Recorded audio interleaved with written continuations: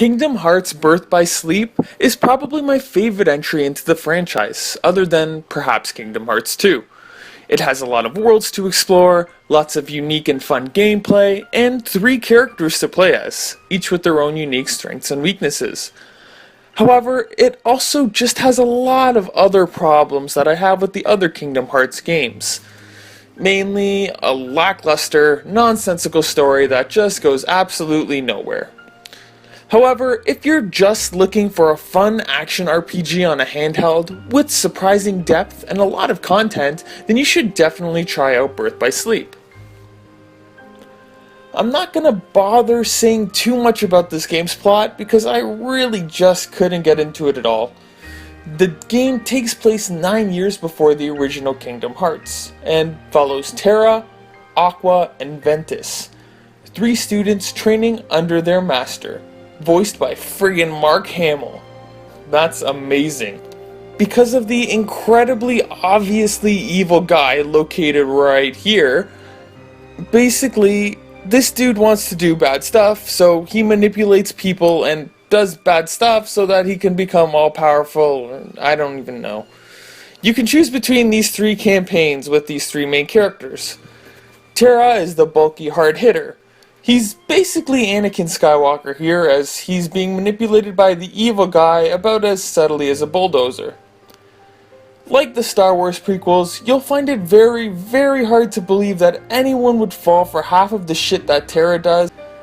In short, Terra is like a big, dumb rock, making his name fitting.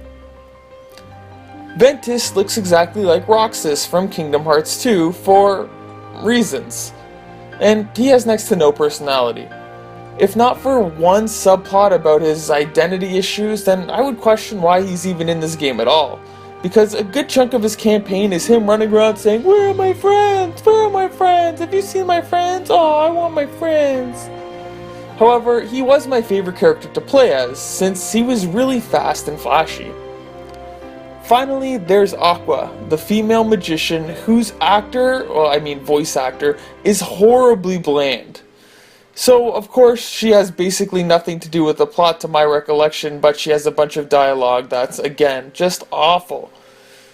She is just sort of there, but she's super capable, and the Kingdom Hearts series seems to be lacking strong female characters, so I think that she was a nice addition. Her campaign is only fun because she's a very interesting character to play as given her focus on magic. As you've probably surmised, I'm not a fan of this plot or the characters. The story of the game is pretty terrible, I'm not going to sugarcoat this. The plot has some interesting moments scattered throughout, and there was certain fights that I really got invested in, and certain character moments where you could see a bit of the bigger picture behind everything. But when you just step back and see everything as a whole, it's just a mess of a story, like the other games in the series. And honestly, I don't even care at this point. Even the Disney plots within the game's worlds aren't all that engaging. The game has you basically standing around awkwardly while the plot, the abridged plot of a Disney movie happens in the background, and you're like the third wheel on a date. Come on guys, I play video games to avoid my awkward social life. In all seriousness, the stories in each world maybe add a bit of character development, but definitely not that much. Actually, this is more of a problem I have with all of the Kingdom Hearts games. Mainly, how they don't really use the locations and settings of the Disney worlds with all these rich characterizations and all these rich themes to push the story forward. Except for, I guess, the main theme of believe in your heart. Yeah, not a fan of that. The characters are all bland, cardboard stereotypes, and the writing is just not very engaging.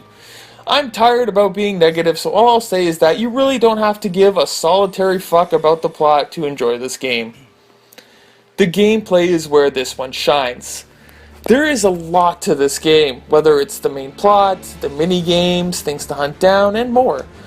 It's a typical action RPG with equipment, many worlds to explore, treasures to collect, and it's your usual Kingdom Hearts affair in that way. This is a shorter title as well, only about 20 to 30 hours, And it has pretty balanced difficulty, and it's super easy to pick up and play, making it a great portable title. However, the main thing that makes this one stand out is its battle system. This is a fantastic battle system that's really pretty simple to learn, but there's a lot to it. You have all these commands in what's called your command deck that you can customize to give you all these neat powers and moves, and where you get to use these flashy command styles that let you wreak havoc, and it does what any good action RPG does. It makes you feel powerful. You also have a focus bar, which lets you lock on and hit multiple enemies, and D-Links, which lets you summon friends you've made for extra power-ups. It's just a fun game to play, and I didn't even talk about powering up the commands, or different fusions, the different keyblades, and more. There's really a lot of fun to be had with this game, especially with the unique boss fights, like the battle with the mirror from Snow White, which was really clever and creative, a duel with Captain Hook on a rock, which was actually surprisingly epic, and even the final battles are really cool and not quite as overblown as some of the other games in the series.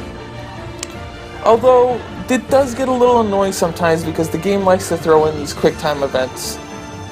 I can talk details about all of this, but you just need to know that the gameplay is tight and the game is well designed with smaller worlds, making this ideal for portable play. I honestly had a blast with this game from start to finish. Grinding never felt like a chore, and it's just a fun little game. The graphics in the game are really good. They're so good that I actually don't have much to say about them. The worlds and characters of Disney are faithfully recreated, and it's a flashy title. The music is also pretty strong, although I'm pretty sure they borrowed a lot of the music from other games. I don't remember any songs unique to this game actually, but Yoko can do no wrong, let's just say that. The voice acting was pretty mixed though. Terra, and especially Aqua, sound absolutely terrible. Like, they didn't care at all. It was so bad that it was actually funny at some points. Other than that, though, the voice acting was really strong, with many recognizable talents, and I was pretty impressed, especially by Mark Hamill's performance. To conclude, Birth by Sleep is a great PSP game. Although I hated the story and characters, the gameplay made me see this one through to the end for its balance, its depth, and its simplicity.